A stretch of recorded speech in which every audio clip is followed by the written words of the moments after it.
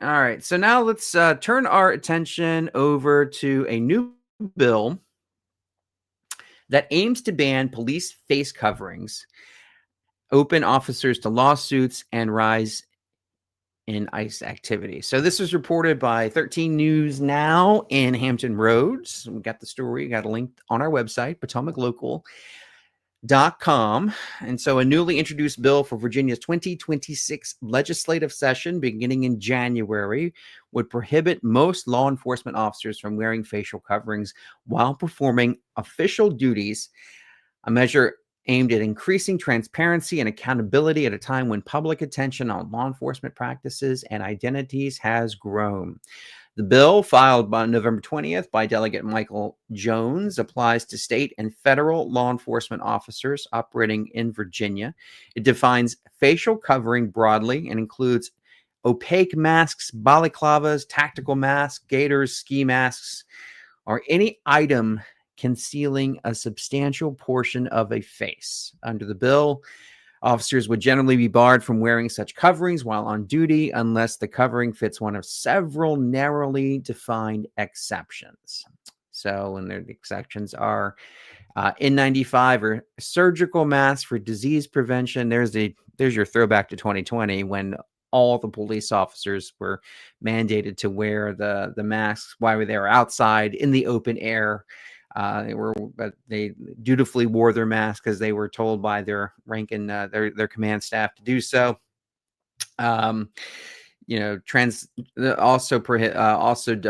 Excluded are translucent face shields, clear masks that do not, mask their identity. Equipment for underwater operations. That's good. They're still going to be allowed to wear masks underwater if they're diving. How nice of them. Protective eyewear against retinal weapons and such as lasers or face covers used by officers assigned to tactical weapons units like SWAT while on official tactical duties. So, yeah, I pulled this one because the legislative session is coming up and we have heard so much about qualified immunity. And essentially, there's a lot of fear in the law enforcement community that their qualified immunity may go away under this incoming government, which will be led by Abigail Spanberger, who overwhelmingly won in November's election. And so the Democrats will hold the governor's mansion, as well as both chambers of the General Assembly, both the House and the Senate. And so what we did is I dived into how this bill, I ran the bill and looked at it and how it could be a threat to qualified immunity. Essentially, this bill creates a direct personal lawsuit against a police officer. Any person injured, and the bill states, this is right from the bill, any person injured as a result of the tortious,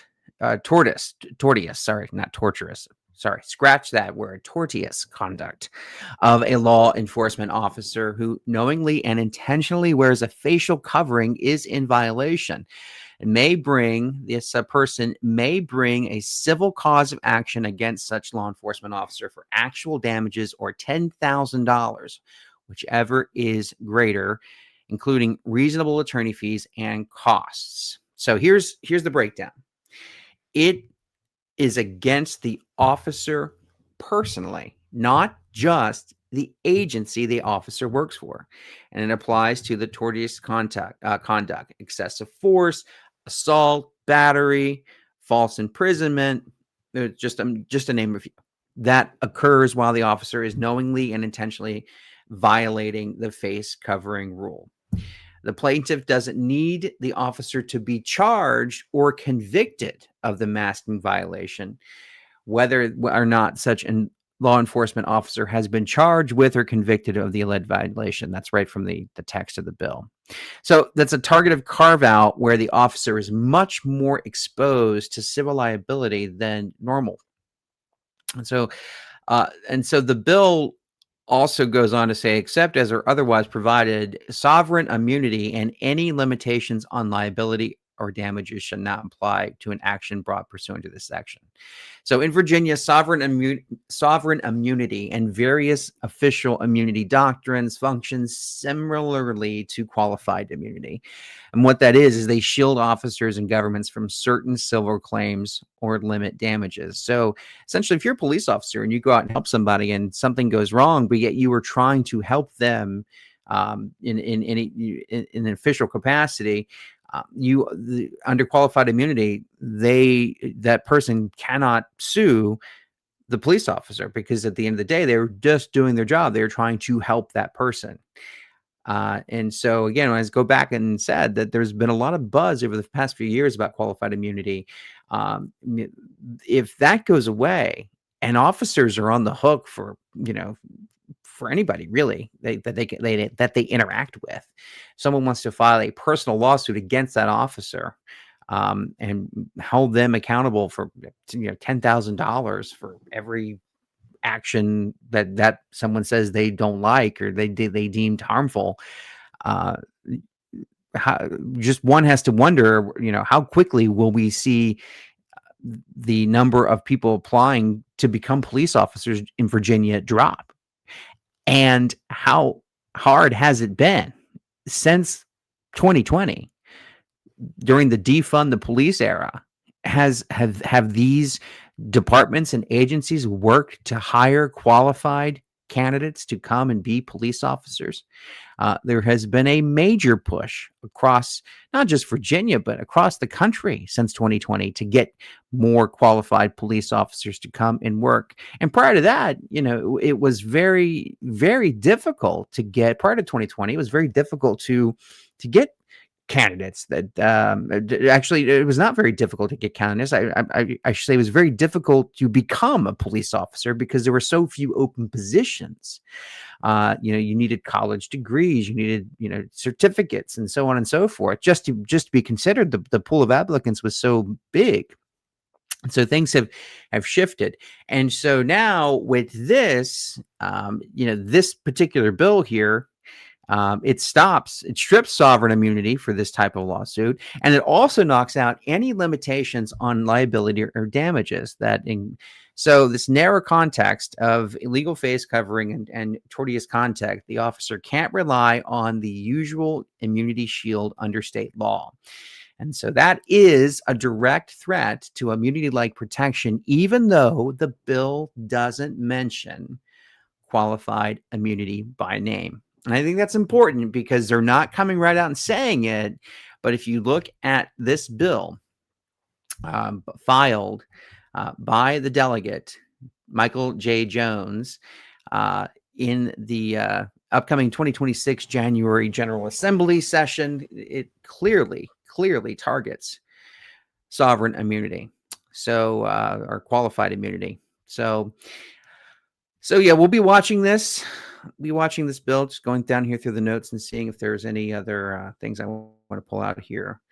But yeah, interesting to see these bills. I mean, other notes that we made here. Once there's a statewide model policy, the bill also calls for making the Justice Services to establish a model policy saying no law enforcement officer shall, and no supervising officer shall allow a subordinate to wear a facial covering while engaged in performance of this official duties, with limited exceptions.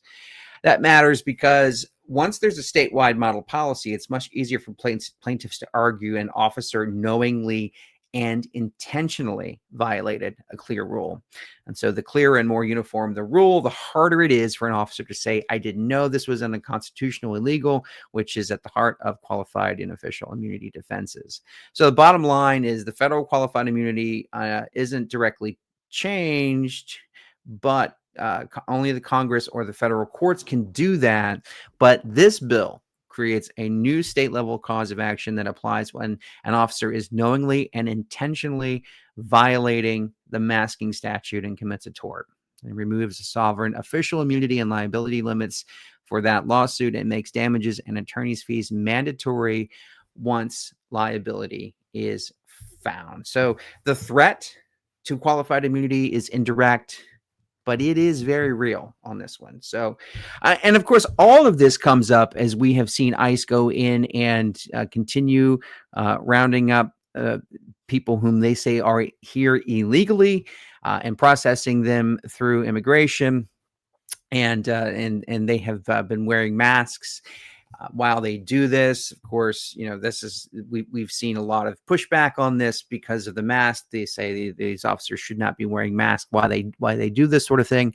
But on the flip side of that, these officers and families have been threatened. They have received death threats at home where they live. Once people hear on the internet and wherever else find out where these officers live, once they find their identity, they have been threatened, and it is a very scary thing. And I can remember going back to 2020 during when we had riots here in Fredericksburg, we had riots here in Manassas. We had weeks of uneasiness when it came post George Floyd. And I remember hearing calls going out over the Prince William County scanner in Prince William County that officers were on alert because the police department had received information that their homes, any home with a police cruiser parked in front of it, would be targeted. And if you don't know, police officers, one of the perks of the job is being able to take home a company car, being able to drive that car to and from work within a specific distance. I forget 30 miles, 40 miles, 50 miles, something like that. But the idea there is to be a perk for law enforcement to be able to do that. And plus, it's always good to have, it was always the thinking there was, to show a little bit of authority and just have be able to know, hey, I got a cop in the neighborhood. Hey, he lives here. My neighbor's a cop. I'm not worried about anything bad happening here, because they know if they try it here, there's a cop right there. He'll get them, right? So that mindset was always prevailing. To have, police officer live in your building or, on your street, and you have the police, the cop car sitting out front as a crime deterrent. So, yeah, that's how we got here. We'll be watching this as well as other bills that are coming down through the General Assembly. If you want to let us know what you're tracking or what you think about this, please let us know in the comments, and we will continue to follow this story and continue to bring you up to date on what is happening as we approach General Assembly time in January 2026.